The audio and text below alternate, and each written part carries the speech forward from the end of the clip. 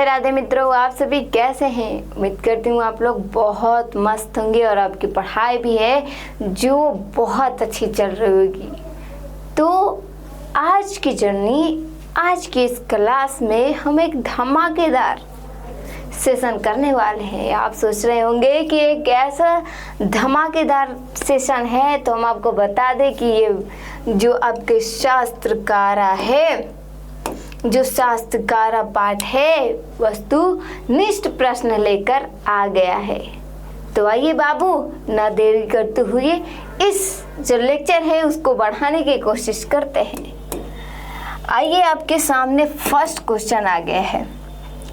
First question आप देखकर बता सकते हैं कि इसका सही और राइट आंसर क्या होगा। आप बता सकते हैं।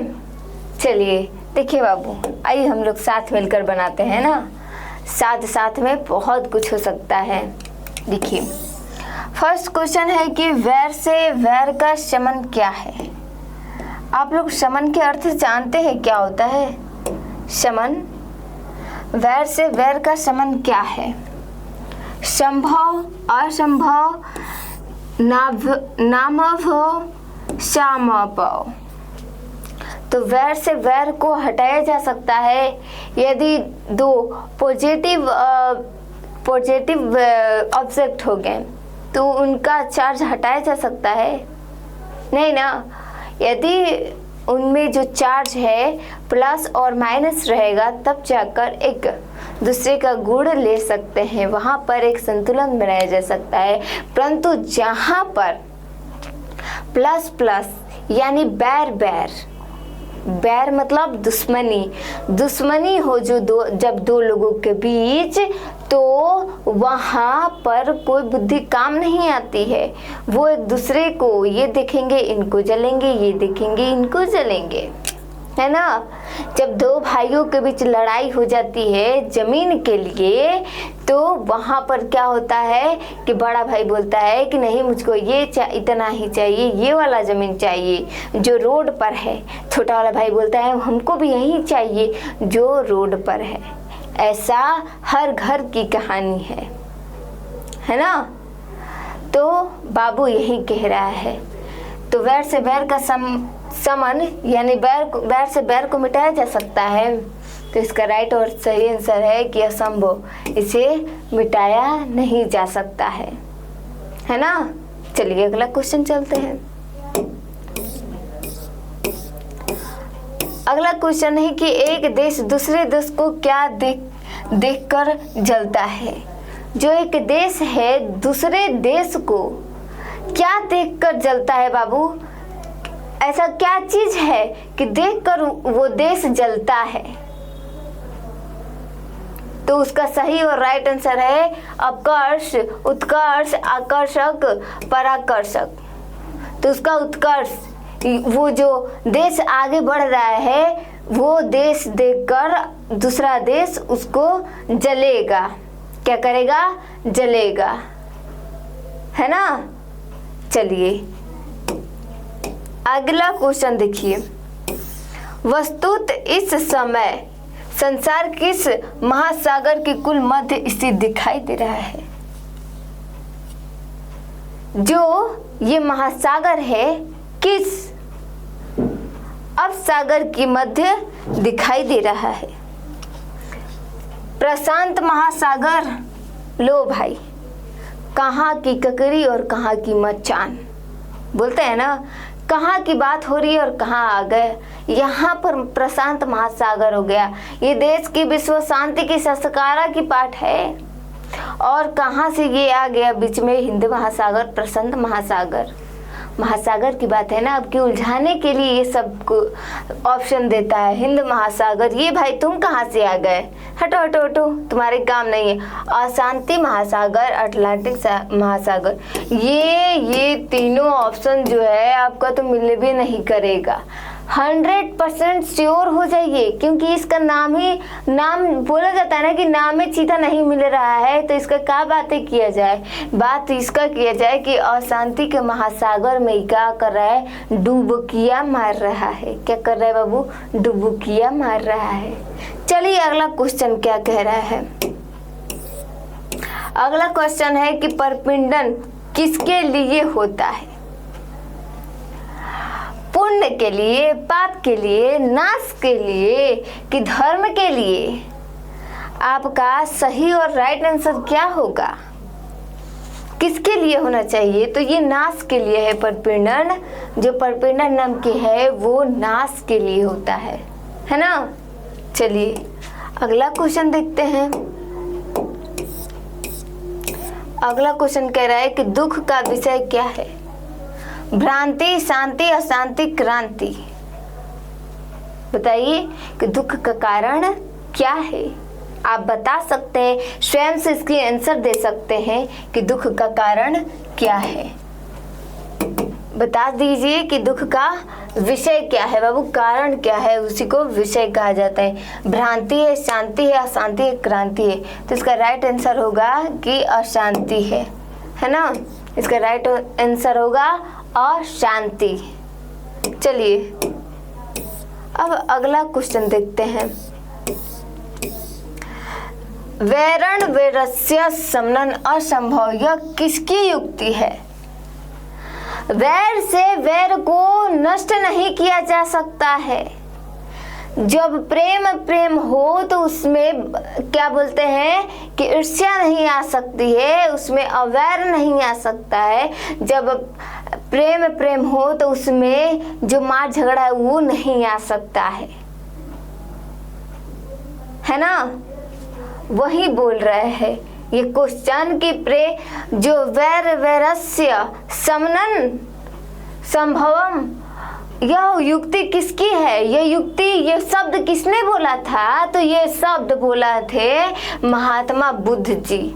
हमारे महात्मा बुद्ध जी ने कहा थे कि बैर से बैर को समाप्त नहीं किया जा सकता है। बैर से बैर को प्रेम से हम समाप्त कर सकते हैं। समझ में आ रहा है ना। चलिए अब अगला क्वेश्चन पे चल रहे हैं। ईर्ष्या और असहिष्णुता किसको उत्पन्न करता है? ईर्ष्या यानी जलन और असहिष्णुता किसको जन्म देता है बाबू? शांति को, अशांति को, सुख समृद्धि को, प्रेम को। आप बताइए किसको जन्म देता है? बताइए। तो वो अशांति को। इसका राइट आंसर होगा अशांति। जो ये ईर्ष्या है और असहिष्णुता है वो देता है किसको बाबू? अशांति को जन्म देता है। चलिए अगला क्वेश्चन देखते हैं। शांति किसको स्थापित होती है? जो शांति है किससे स्थापित होती है? हम घर में, अपना घर पे ही प्रैक्टिकल करते हैं। हम अपने घर में शांति कब ला सकते हैं? कब? अपकार करके, परोपकार करके, स्वार्थ करके, क्रोध करके। तो आप बोलेंगी कि मिस हम शांति उस समय लाएंगे जब हम परोपकार करेंगे, अच्छी अच्छी बात करेंगे, अच्छे अच्छे संस्कार देंगे, हर एक की इच्छा पूर्ति करेंगे, हर की जो भी संभव हो सके उसको हम करेंगे। तो अपकार करके, एक दूसरे से प्रेम करके उसको सही किया जा सकता है। अब यहाँ पर क्वेश्चन है कि सारा संसार अपना परिवार किसके लिए है? जो इतने सारा संसार है, सारे परिवार हैं, वो किसके लिए युक्ति सुस्पष्ट है? आप बता सकते हैं सुस्पष्ट मतलब कि किसके लिए सटीक बैठता है कि ये मेरा परिवार है, ये मेरा संसार जो है वो मेरा परिवार जैसा है। कौन मानता है बाबू? तो उदार चरित्र वाले लोग, जिसके पास हृदय हो, हृदय में प्रेम हो, वही मान सकते हैं कि मेरे जितने भी इस प्लेटफॉर्म से जुड़े हुए हैं या फिर जो जहाँ पढ़ रहे हैं या जितने भी हमारे संसार के लोग हैं, प्राणी है, जीव है, जंतु है, सब हमारा परिवार है, हमारा एक फैमिली है। वो बस उदार चरित्र वाले लोग ही जान सकते हैं और मान सकते हैं। क्लियर? चलिए अगला क्वेश्चन देखते हैं। अवैर करुणा और मैत्री भाव से किसकी उत्पत्ति होती है? स्वयं से बता सकते हैं इसकी राइट और सही आंसर क्या होगा? तो अशांति की उत्पत्ति हो सकती है। चलिए अब अगला क्वेश्चन देखते हैं। अपने और पराये की गणना कौन करता है बाबू? तो अपने और पराये की गणना जो संकुचित हृदय वाले होते हैं ना, जिसके मन में छल और कपट समाहित होते हैं, वो अपने और पराये में ये मेरा है, ये तेरा है, ये तेरा है, ये मेरा है, ऐसा कहते हैं। संकुचित हृदय वाले लोग जो होते हैं वो ही कहते हैं बाबू, क्या कहते हैं कि ये तेरा है, ये मेरा है, अर्थात अपना और पराये में अंतर बताते हैं। चलिए अगला क्वेश्चन है कि शत्रुता को कौन बढ़ाता है? जो शत्रु है हमारे और आपके बीच, कौन शत्रु मतलब दुश्मनी कौन बना सकता है, ऐसा इस क्वेश्चन का कहना है। तो स्वार्थ, परमार्थ, परोपकार और अहिंसा। मार झगड़ा से तो नहीं, मार झगड़ा नहीं करेंगे, प्रेम करेंगे तब होंगे दुश्मन। नहीं बाबू, इसका राइट और सही आंसर है स्वार्थ। आप स्वार्थी बनिएगा, आप स्वार्थ से यहाँ आइएगा या स्वार्थ से किसी को कुछ कीजिएगा तो शायद हो सकता है कि आपके साथ वैर हो जाए, दुश्मनी हो जाए। चलिए अगला क्वेश्चन है, वास्तव में अशांति के कितने कारण है? ये फटाफट आंसर बता दीजिए क्योंकि ये परीक्षा के दृष्टि से बहुत महत्वपूर्ण क्वेश्चन है। ये आपके एग्जाम में टकाटक लड़ने वाला है बाबू। टकाटक आप खाएंगे कुरकुरे, वैसा ही कुरकुरे है बाबू ये क्वेश्चन। ये कुरकुरे ऐसा क्वेश्चन है कि 1 नंबर आपके पॉकेट में आने वाला है। आप कुरकुरे खाते हैं, पॉकेट से निकाल कर 5 रुपए देते हैं, है ना, 5 रुपए देते हैं और ये पॉकेट में आपके आने वाली है। आपके हर एक नाम के आगे +1 नंबर जुड़ाने वाला है टकाटक जैसा क्वेश्चन कि अशांति के मुख्य कारण कितने हैं और वास्तव में अशांति के कितने कारण है बाबू, बता दीजिए आप फटाफट। तो इसका राइट और सही आंसर आप बताएंगे। उसका राइट और सही आंसर रहेगा कि 2, है ना, 2 है। इस पे नंबर मिलेगा आपको 1। ये आपके मुट्ठी में जाने वाला है क्योंकि ये तो मोस्ट VBI क्वेश्चन है इस पाठ से, है ना। चलिए अगला क्वेश्चन देखते हैं। अगला क्वेश्चन है कि अशांति के निवारण का उपाय किस पाठ में वर्णित है? तो हम लोग पढ़ रहे हैं, खैर सी बात है कि शास्त्रकारा होगा। चलिए अगला क्वेश्चन है कि परपीड़न से क्या होता है? परपीड़न से हमारा आत्मनाश होता है, जो हमारी आत्मा है उसकी नाश हो जाती है परपीड़न से, है ना। हमारी आत्मा की क्या होती है? नाश हो जाती है ना। चलिए बाबू अगला क्वेश्चन हम देखते हैं। अगला क्वेश्चन है कि स्वार्थ किसको बढ़ाता है? आप स्वार्थी बन जाइएगा, कहेगी कि नहीं जो तुम लिया है वो हम ले लेंगे, है ना, जो तुम लिया है वो हम लेंगे लेकिन हम अपना नहीं देंगे, स्वार्थी बनेंगे। जैसे कि पापा घर में खिलौने ला दिए, है ना। जब 2 भाई बहन होते हैं तो क्या बोलता है, एक भाई को मिलता है, एक बहन को खिलौना मिलता है। हालांकि लड़कियों को गुड़िया ही मिलता है, तो उनको मिलता है, लड़का को चलिए कार मिल गया। तो उसमें से जो लड़की है वो क्या करती है, भाई का कार लेकर चला देती है, ठीक है। अब भाई कहता है कि बहन जरा अपना गुड़िया दो, हम थोड़ा खेल लेते हैं। तो बहन कहती है नहीं, हम अपनी गुड़िया नहीं देने वाले हैं तुमको, तुम अपने कार से खेलो। तो वहीं पर हो जाता है लड़ाई। कहते हैं कि लड़ाई हो जाता है कि हम तुमको दिए हैं तो तुम भी हमको दो। तो बोलेगी नहीं देंगे, वैसे ही लड़ाई हो जाता है। वैसे ही ये क्वेश्चन कह रहा है कि स्वार्थ, यानी वहाँ पर जो बहन जो कार्य कर रही है वो स्वार्थी बनने की कारण कर रही है ना। तो इसका राइट और सही आंसर क्या होगा बाबू, बता दीजिए। स्वार्थ किसको बढ़ावा देता है? मित्रता को, पहला सी गलती है, शत्रुता को, घृणा को, क्रोध को। तो ये शत्रुता होगा। चलिए अब अगला क्वेश्चन है कि भुजंग पद का अर्थ क्या होता है? भुजंग पद का अर्थ होता है पक्षी। चलिए अगला क्वेश्चन हम देखते हैं कि आज मानवता के विनाश का भय किससे है? छोटे छोटे बम बारूद और परमाणु बम ऐसे जो अस्त्र शस्त्र बन रहे हैं, उससे हमारे देश की बहुत हानि होने वाली है। तो हो रही है विश्व विध्वंसक अस्त्र से। इसका राइट आंसर होगा विश्व के विध्वंसक अस्त्र से। पहले तो राजा महाराजा थे ना, ये अपना त्रिशूल से यूं मारे, ये अपने त्रिशूल से यूं मारे, वो उतना ही क्षेत्र तक सीमित हो जाता था। हिस्ट्री में आप पढ़े भी होंगे कि प्रथम विश्व युद्ध में, द्वितीय विश्व युद्ध में जिस राजा से लड़ाई होती थी उतना ही तक सीमित हो जाता था।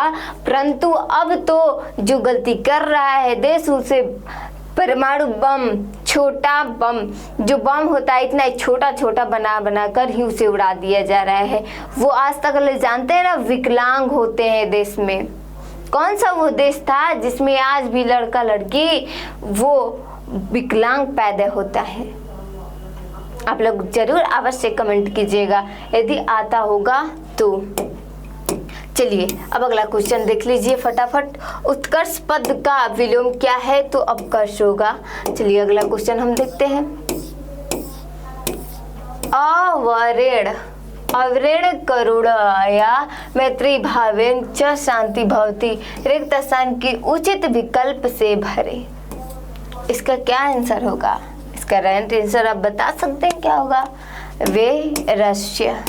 चलिए अगला क्वेश्चन हम देखते हैं। खाली स्थान एक असहिष्णुता जनजयती, रिक्त स्थान की पूर्ति विकल्प करें। इसका राइट और सही आंसर क्या होगा? आप लोग जरा बता सकते हैं कि इसका राइट और सही आंसर क्या होगा? देखिए यहाँ पर जो क्वेश्चन कह रहा है कि dot dot dot dot dot dot किसको जन्म देता है? रिक्त स्थान की जनयति मतलब जन्मदिन, जन्म देता है, जन्म देता। तो इसका सही और राइट आंसर क्या होगा? इसका राइट और सही आंसर होगा द्वेष, है ना। चलिए अगला क्वेश्चन हम देख लेते हैं। अगला क्वेश्चन है कि विरला पद का अर्थ क्या है? विरला पद का अर्थ बता सकते हैं कि बहुत कम होता है ना। अब अगला क्वेश्चन देख लीजिए। ये सब छोटा मोटा क्वेश्चन है, आप लोग बना सकते हैं। यह मेरा या तुम्हारा ऐसी भावना कौन रखता है? आपको हम बताए हैं पिछले स्लाइड में कि यह तेरा है, यह मेरा है, ऐसे भावना रखने वाले छोटी बुद्धि वाला ये सब लोग कहते हैं। चलिए अगला क्वेश्चन हम बता सकते हैं।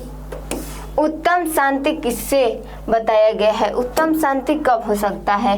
जब क्षमा करेंगे, जब धर्म करेंगे, जब अहिंसा करेंगे, जब विद्या होगी। तो इसका राइट और सही आंसर कमेंट बॉक्स में अवश्य लिखिएगा। बाबू आज का लेक्चर यहीं खत्म होता है और आप सब ऐसे ही मन लगाकर तन लगाकर पढ़ते रहिए और आगे बढ़ते रहिए और रिजल्ट में कोई कटौती नहीं होगी। आप ऐसे ही कट ऑफ पार नंबर लाएंगे और उम्मीद करती हूँ कि यहाँ प्लेटफॉर्म पर पढ़ने वाले जितने भी छात्र हैं वो संस्कृत में 100 में 100 लाने की पूरी गारंटी से यहाँ पर पढ़े, क्योंकि यहाँ से पढ़ेंगे तो भी टॉपर बनेंगे, ऐसा हमारा मानना है। तो बाबू ऐसे ही एक बाय स्टेप ऐसे ही मेरे साथ जुड़े रहिए और हर एक वीडियो, हर एक ऑब्जेक्टिव सब्जेक्टिव जहाँ से क्वेश्चन आने वाला है सब यहाँ होगा। बस मेरे द्वारा पढ़ाए गए ये वीडियो ऐसे ही लगातार देखते रहिए। तब तक के लिए आपको best of luck. Radhe Radhe.